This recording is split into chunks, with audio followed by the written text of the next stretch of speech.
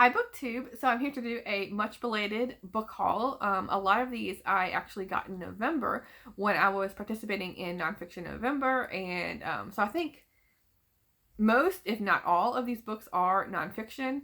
I also went birthday book shopping today, and I got some books, but they were nonfiction as well. And that just tends to be what I gravitate towards when I'm looking around in a store. I went to the Big Powell's in downtown, which is, I think, the biggest bookstore in America. And I was there for 2 hours, and I could have spent all day there. And I didn't get to see any, I mean, not any. I saw a select few aisles. Basically, there was quite a few categories I didn't get to, but you know, that's for another day. But I did get this cool bookmark. It's their 50th anniversary. I thought I'd show that real quick. And I don't know why, it really makes me want to color it in with, like, you know, the titles of some books on the spine or something. I don't know, but I thought it was really cute. So let's get into the book haul. Like I said, these are, I think, almost all going to be nonfiction. And the first one, I got from Powell's. And this is Edward O. Wilson's Tales from the Ant World.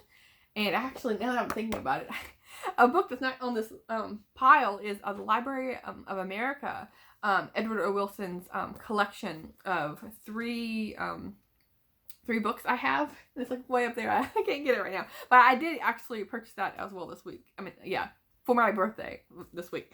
But what caught my eye was Steve Donahue is blurbed right here on the cover. So already Edward O. Wilson was on my mind because I just bought a book by him. But then I saw Steve Donahue, so okay, that settles it. Because I like following Steve Donahue's book reviews, and he has yet to lead me wrong on any book. And so yeah, this is about ants. And I actually have another book here. I didn't really organize this, but I do have another one. Here it is. On kind of like creatures that are, you know, scurrying around on the ground. And this is The Earth Moved on the Remarkable Achievements of Earthworms. That I thought was kind of neat. This is by Amy Stewart. I've never read a book on worms, much less earthworms. But yeah, this looked really cool. It says they destroy plant diseases, they break down toxins, they plow the earth, they transform forests. They've survived 2 mass extinctions, including the one that wiped out the dinosaur. Not bad for a creature that's deaf, blind, and spineless. So yeah, I'm going to learn all sorts of cool facts about earthworms. I have a reread, The World Without Us by Alan Weisman. Well, I shouldn't reread. I haven't reread it yet, but this is a book I have read in the past. And it's all about what if, like, all of a sudden, like tomorrow, all the humans disappear. What's going to happen to the earth? What's going to happen to the buildings, your home? It covers different regions of, you know, because it could have, like the desert, what, you know, transforms from there is totally different from, like, New England, for example. So this was a really cool book, and it's very memorable for me. I read it, I don't know, like 3, 4, 5 years ago, and I for sure want to reread it. I have Nature Writing, the Norton Book of Nature Writing, edited by Robert Finch and John Elder. And this is the other Steve Donahue inspired book that I got from Powell's. And it's very big, but I am super excited about it. I'm looking at the names on the back here. There is quite a few, and I recognize some right away. So I am really looking forward to this one. I think there's a bookmark in here too.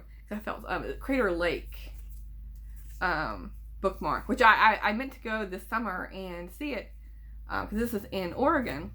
But when I was looking at the time frame when I was looking at going, there was a big fire nearby, so I didn't want to be camping there and then inhaling all of this unnecessary wildfire smoke. Okay, so then I'm going to switch to books I got in Barnes & Noble. The Barnes & Noble that's closest to me, they actually they closed down, and so it was like I think it was 75% off when I went, and I got, because I do not typically buy brand new books, but I think all of these were 75% off, so I couldn't pass that up. And these are mostly nature books. So I have Owls of the Eastern Ice, A Quest to Find and Save the World's Largest Owl by Jonathan C. Slott, and I really like this cover. Are there any pictures inside here. Yeah, okay.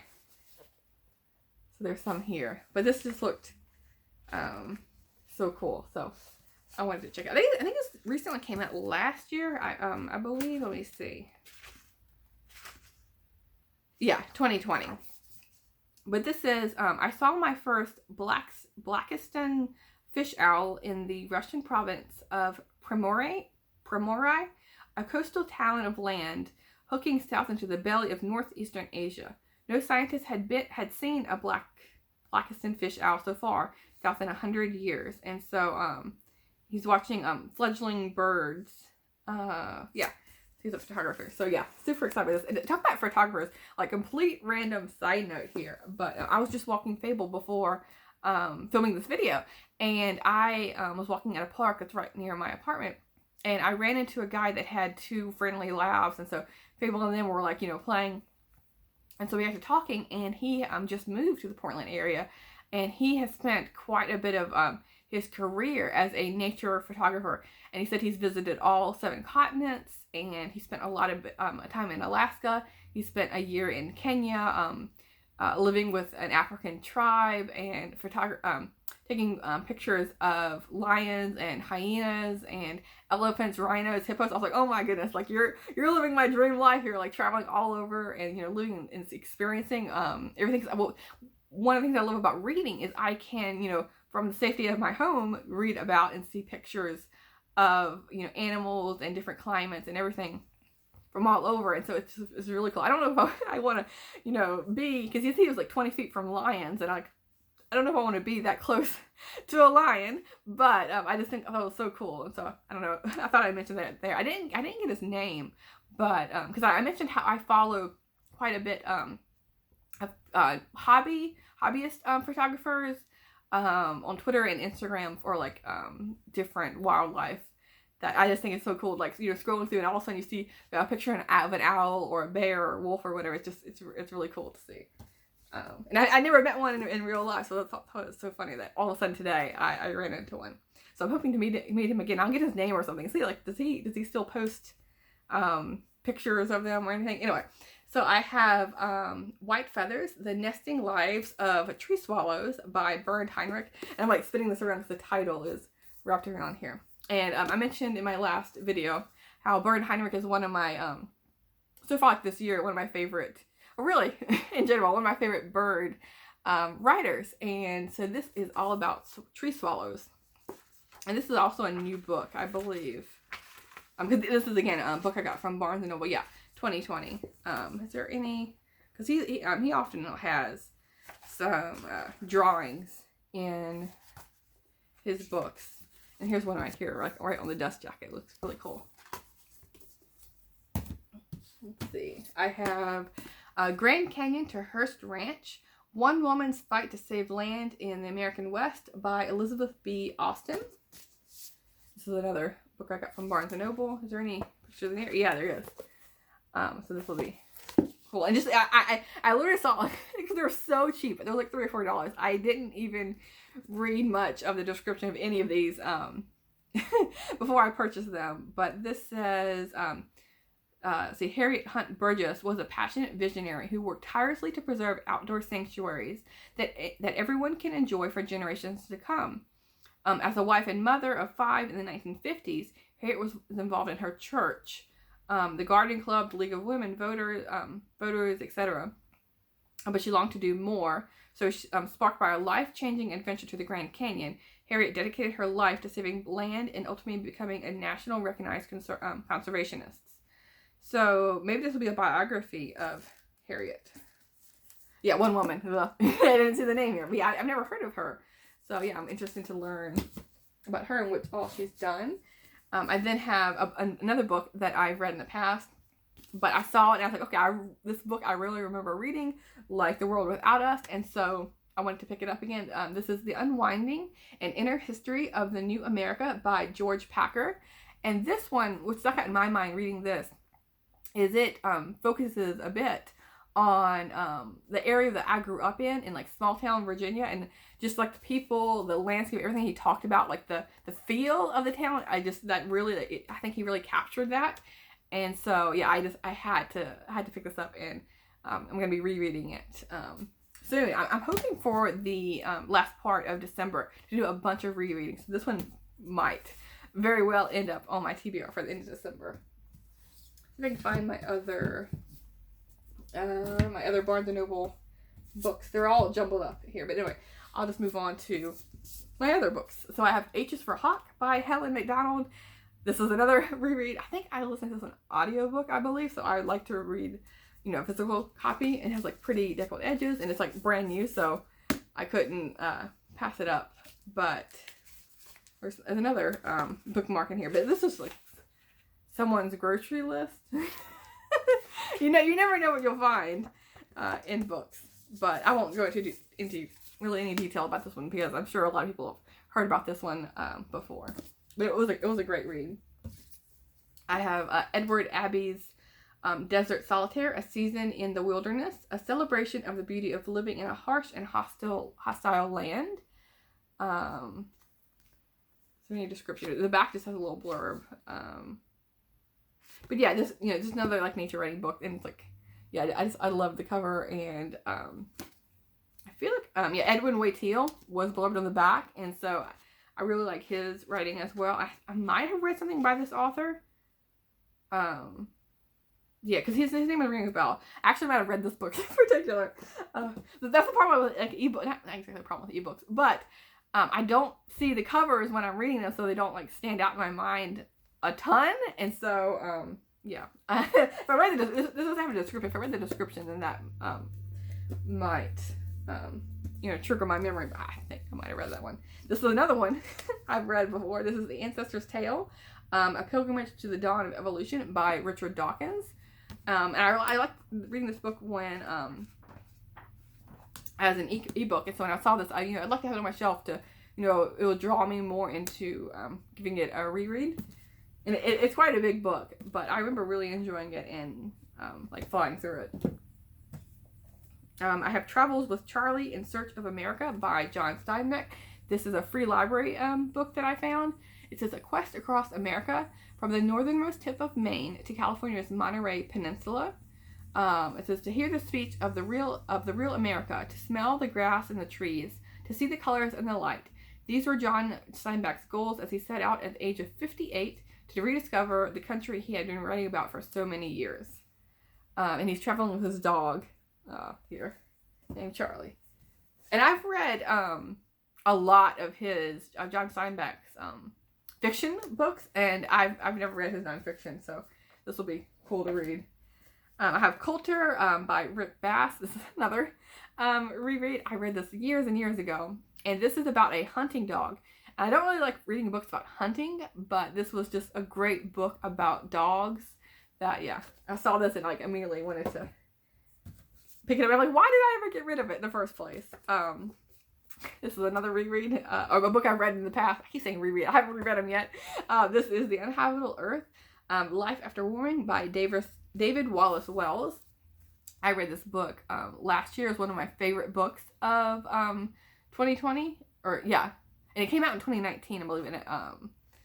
So yeah, this was really, really good. It's all about like climate change and what's happening, what's the predictions and the different scales of catastrophe, and what's the likelihood of each level. And so yeah, I recommend this book for anyone interested in climate change, or what the future is gonna hold. So yeah, this is a great book.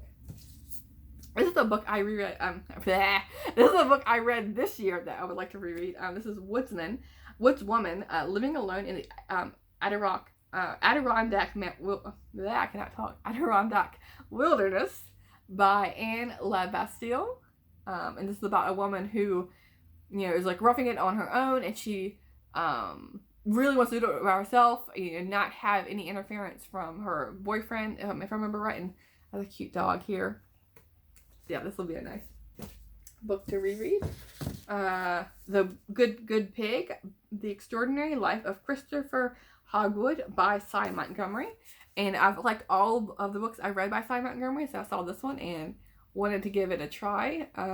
She said she opened her heart to a sick piglet.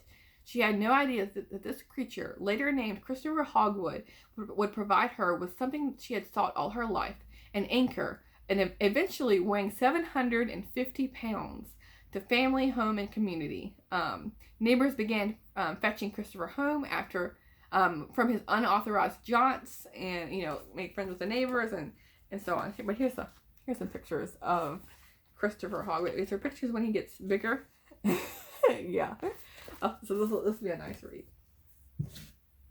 Let's see. I have the Journals of Lewis and Clark, Meriwether Lewis and William Clark.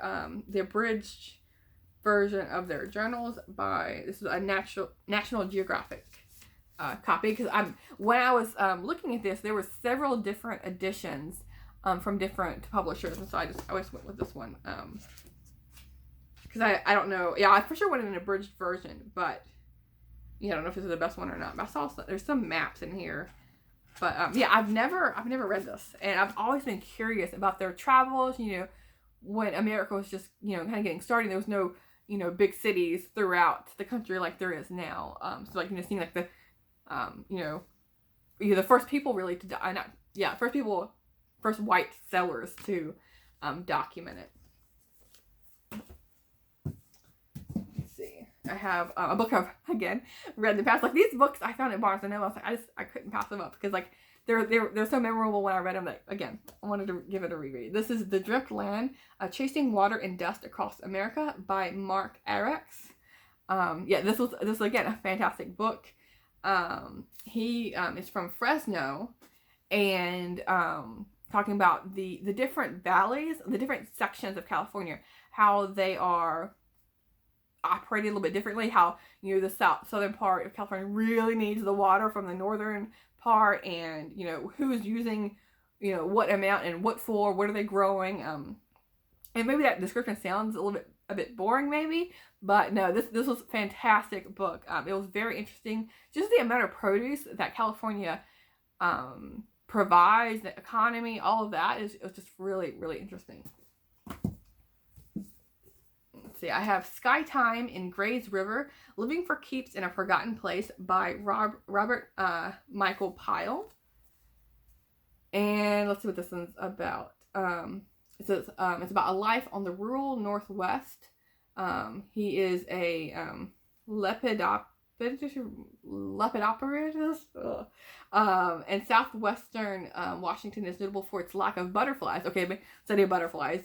Something about the Grays River Valley spoke to him when he visited more than 40 years ago. Since then, he has lived near the village of Grays River, one of the first to be established near the mouth of the Columbia River, and only tenuously connected to the world of the 21st century. So maybe he's like living out on his own in the wilderness, which I love reading books like that, and so this will be interesting. Let's see. I have Cadillac Desert, The American West and Its Disappearing Water by Mark Reisner, and this is kind of like pairing with The Drift Land. This one I've read, this one I haven't. And yeah, you can just see like the water is pulled for the agriculture compared to what like its natural state, with climate change and all that. But yeah, you can tell like this is not what it's supposed to look like. So yeah, and just the amount of water that's needed from other places to make that happen. I have Robert A. Caro's The Years of Lyndon Johnson, Master of the Senate. This is a book I read on audio, and it was really heavy and big. Because I think at the time I couldn't find it at my library, maybe, or it was a really long wait, so I went with the audiobook. But I would love to read it with my eyeballs. Although I think it's gonna I want to put on a scale how heavy this would be, because it's mighty hefty. I could kill a lot of spiders. I don't kill spiders, but you could definitely hurt someone with this. Okay, I have Unlikely Friendships by Jennifer S. Holland, and I believe this is all fiction. There's something in here. Someone's card is in here. This I got from the free library. It's Happy Birthday, so someone's birthday book, but it's all sorts of pictures with animals that you wouldn't think are this. This is a dog with 2 little chicks, and a cat with some chicks. And sometimes, there's little descriptions here as well. So it's 47 remarkable stories from the animal kingdom. So I saw this at the free library, so I had to pick it up. Let's see, what else do I have here? The Winter Walk by Loretta Atwater Cox. It's a century-old survival story from the Arctic.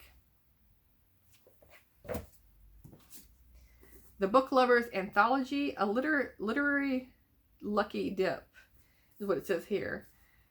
It says a treasure trove of apt quotations from more than 250 authors, such as Shakespeare, Swift, and Ruskin. And yeah, I just saw this and I was really interested.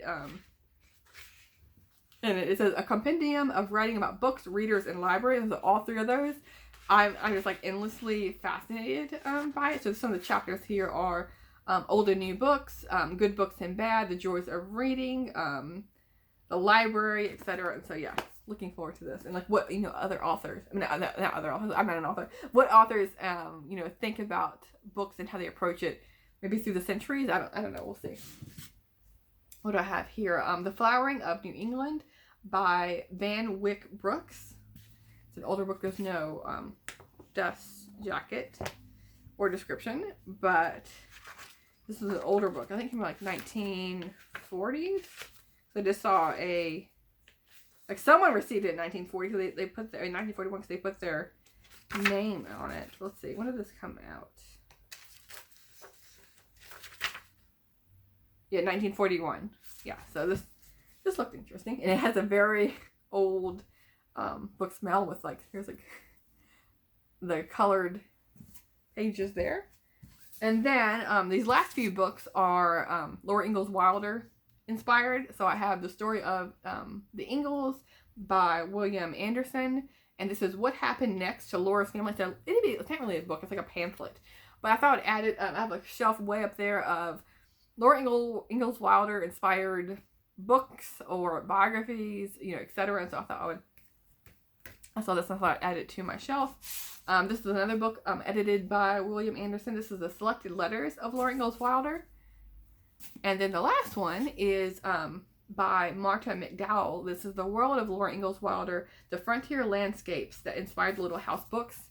And I was obsessed with these as a kid, and so that's why I have a shelf of them. And I do like reading them occasionally as well, just for that nostalgia.